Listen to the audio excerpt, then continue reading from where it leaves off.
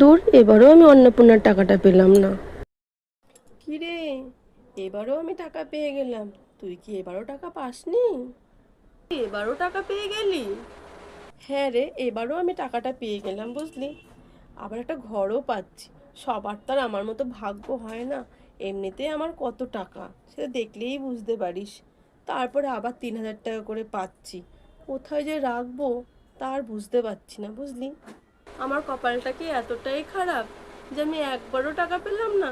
ঘর তো দূরে থাক, এমনিতেই আমার কত টাকা, তারপরে আবার মাসে মাসে 3,000 টাকা করে পাচ্ছি।